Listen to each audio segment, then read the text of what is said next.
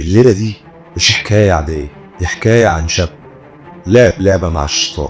لما الشيطان يظهر في وش صاحبك ويضحك لك ويقول لك جرب، أو في إحساس ضحك عليك فيه وفهمك إنك أقوى من كل حاجة. بس دي لعبة نهايتها مش لعبة. جهز نفسك عشان تسمع الحكاية وتدخل جوه أسرار العالم الخفي اللي ما تعرفش عنه كتير. أنا محمد المصري، وده برنامج بين الحق والناس.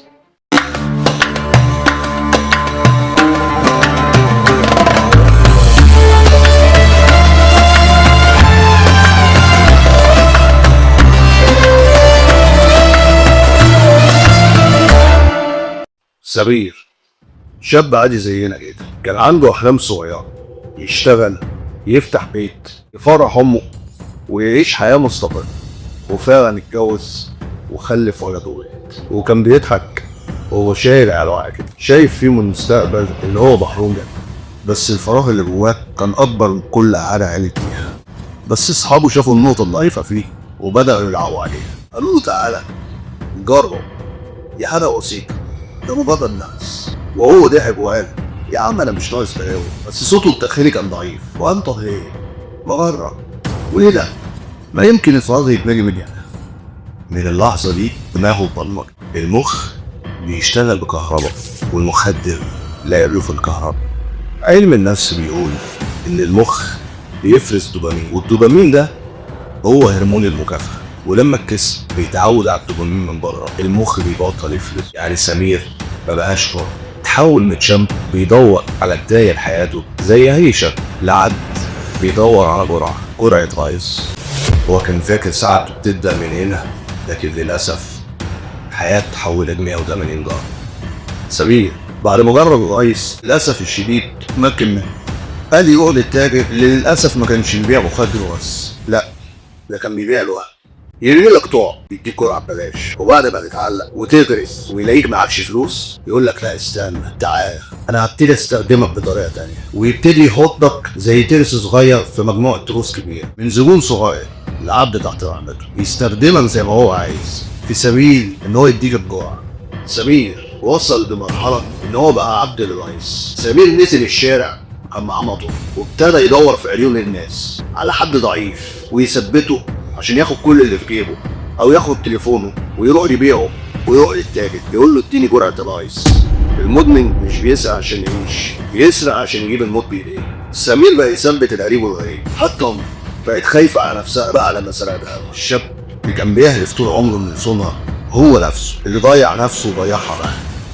سمير ما كانش لوحده، كان متجوز وعنده اولاد، بيت كامل كان محتاجه وواقف على رجليه، لكن الرايس ما سابش حاجه سليمه. سمير بقى كل يوم يدخل البيت يزعق ويكسر، لدرجه انه بقى يشك في مراته ويقول لها انت بتخونيني، ويشك في اهل بيته ويقول لهم انا سابعكم وانتوا بتتفقوا على ايه.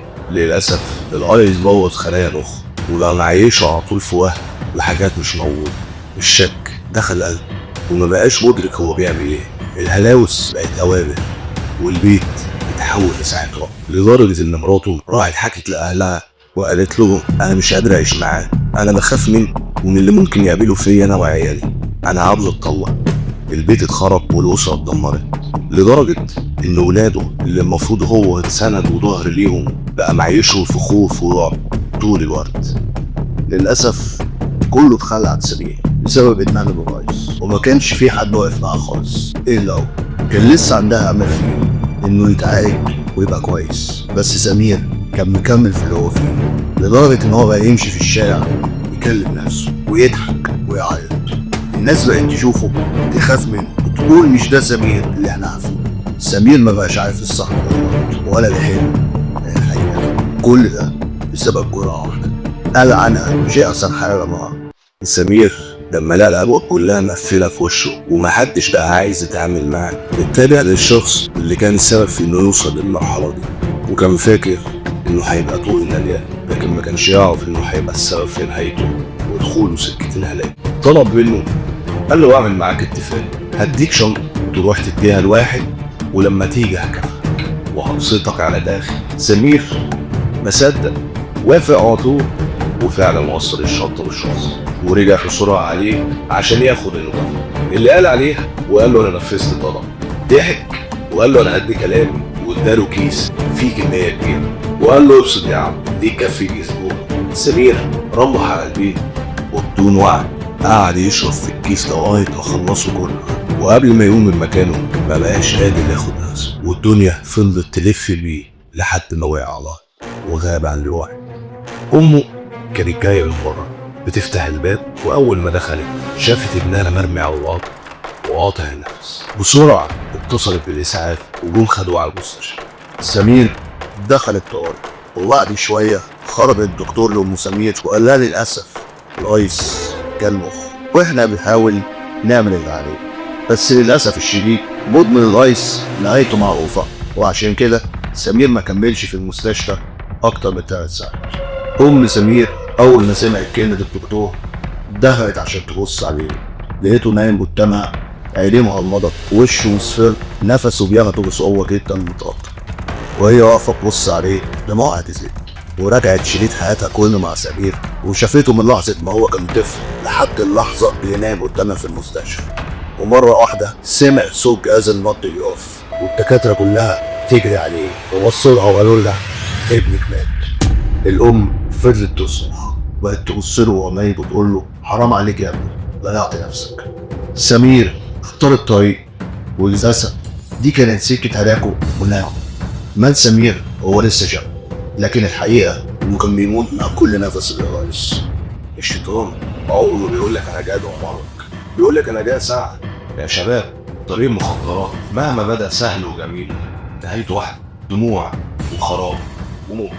اللي يقول لك جرب ومش هتخسر حاجه هو في الحقيقه بيسلمك بايده للنار.